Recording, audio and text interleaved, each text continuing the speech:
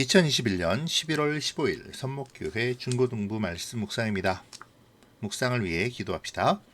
사랑의 하나님, 새로운 한 주간을 시작하게 하시니 감사합니다. 이 한 주간도 주님의 말씀과 함께 지내며 말씀으로 주시는 은혜 가운데 거할 수 있게 도와주세요. 예수님의 이름으로 기도합니다. 아멘. 오늘 말씀은 요한계시록 1장 1절부터 8절입니다.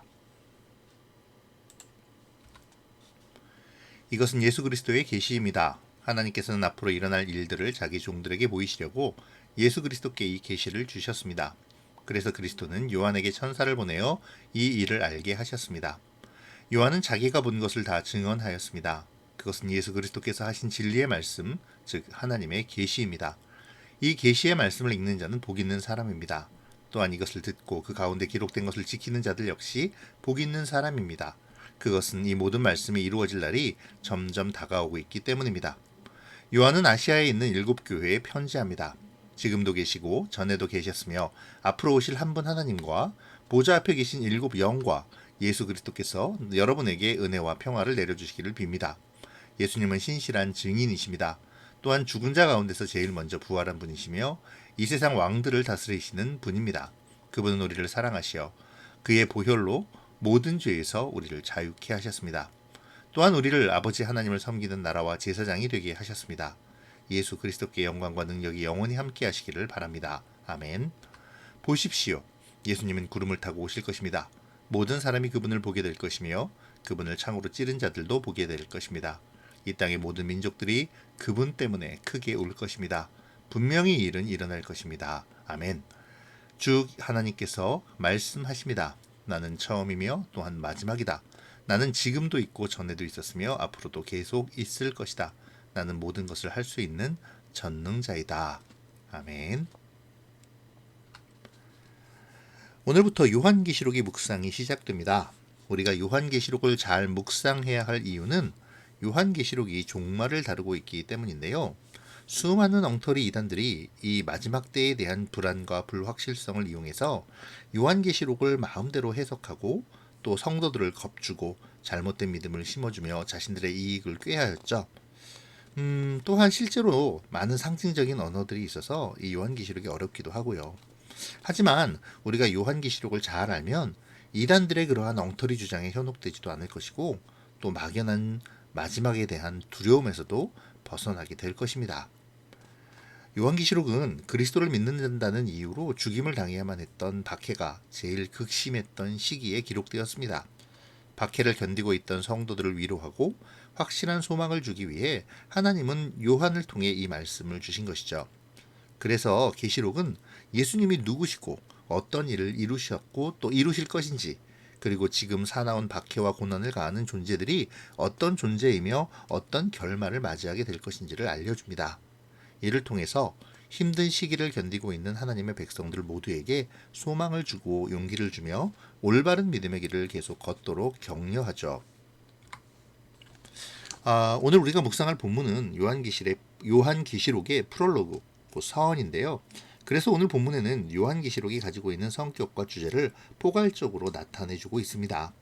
먼저 우리가 오늘 말씀에서 살펴볼 것은 예수 그리스도의 계시라는 것인데요.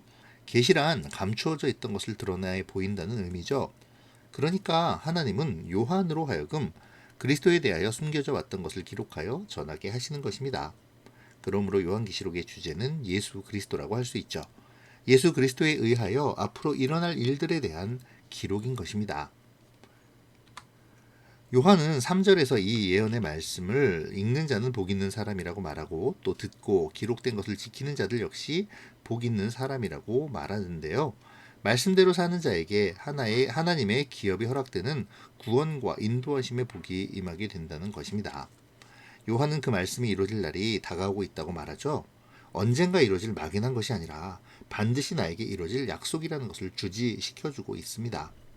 이 기록을 보는 사람들로 말미암아 읽고 듣고 지키기에 더욱 힘써야 할 것을 강조하고 있는 것이죠. 4절과 5절은 예수 그리스도가 누구신지를 잘 표현하고 있는 구절이라고 할 수 있겠네요.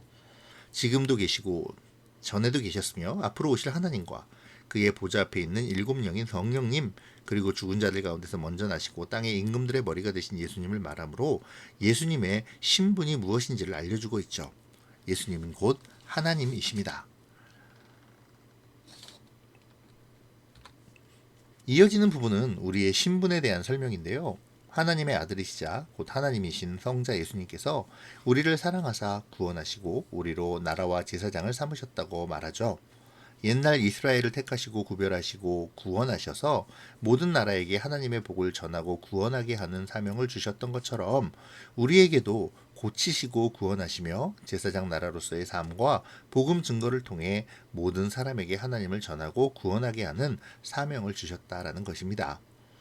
그리스도께서 아무런 공로 없는 죄인된 우리를 구원하신 것만으로도 모자라서 자신의 사역에 동참하는 일꾼으로 거룩한 동역자로 삼아 주셨다는 것이죠.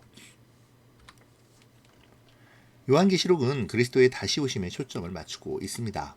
구름을 타고 하나님의 영광 가운데 다시 오셔서 아직 완성되지 않은 하나님의 나라를 완성시키실 것에 대한 예언이죠.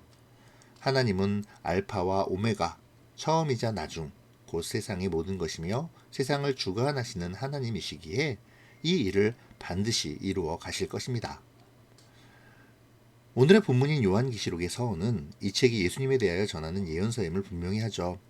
앞으로의 모든 주제가 그리스도에게 맞춰질 것임을 알려줍니다. 이러한 메시지는 계시록 전반에 걸쳐 나타나게 되는데요.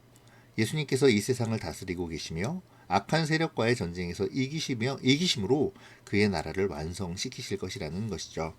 그 소망을 전하고 있으니 기대하라고 오늘의 서원에서 하나님은 선포하고 계시는 것입니다.